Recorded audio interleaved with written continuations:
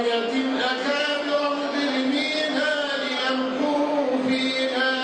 أتوجه بدعاء لشهداء هذه الثورة أن يتغمدهم الله بواسع رحمته لقاء ما بذلوا أرواحهم فداء لوطنهم ورفعة لشأنه، وأسقطوا بشجاعتهم وتضحياتهم الاستبداد والدكتاتورية التي أفسدت البلاد على مدى عقود طويلة.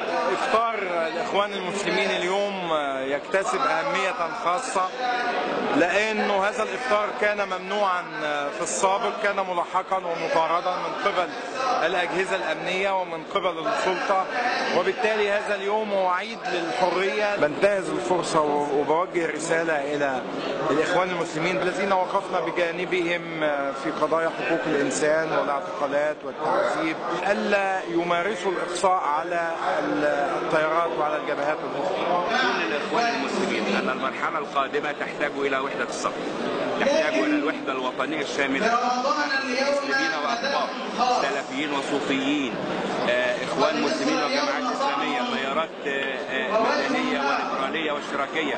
مصر تحتاج إلى تماسك الجبهة الداخلية، وتحتاج إلى كل يد لكي تبني المستقبل. السنوات القادمة سنوات صعبة جدا، تحتاج إلى وحدة الصف من أجل أن نستطيع أن نبني دولة حديثة ديمقراطية وعادلة لنا فيها الحياة الحرة الكريمة. لا تتأتى الوحدة إلا بمشروع مشترك نبني فيه هذه البلاد، في التعليم وفي البحث العلمي وفي الصحة وفي التكافل الاجتماعي وفي مناحي الحياة. نريد أن نضع أيدينا سويا لبناء مصر الجديدة.